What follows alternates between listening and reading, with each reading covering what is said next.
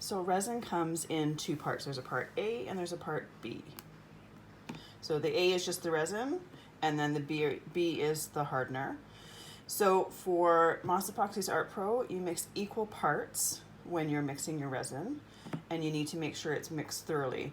I mix it usually for about 3 minutes.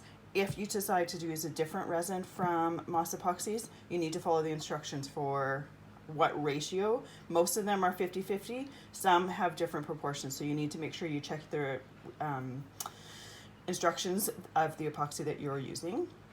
The other thing is when I say I'm going to mix 4 ounces for doing the first layer, 3 ounces for the second, blah, blah, blah, I mean 2 ounces of part A and 2 ounces of part B to equal 4 ounces total. I don't mean 4 ounces of each. If you do 4 ounces of each, you're going to have twice as much as you actually need, and you're going to end up wasting unless you happen to have molds ready to put some resin in. So just a little tip there. For the first layer, 2 ounces of A, 2 ounces of B. Make sure you mix it really, really well. So here I have my resin ready to, getting ready to pour. So when I'm mixing it, I'm making sure to scrape along every single side. I scrape the silicone stick off several times. Make sure to also scrape the bottom as well. You want to make sure that you get every single bit of A and B mixed thoroughly together.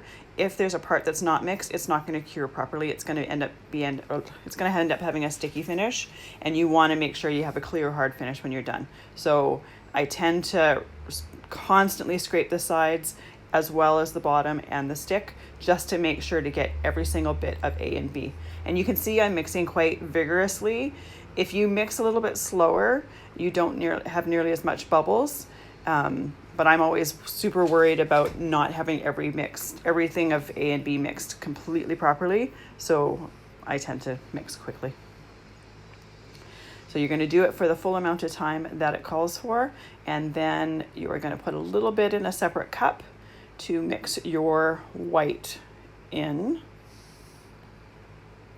And then you're going to start pouring your layer once that's mixed in.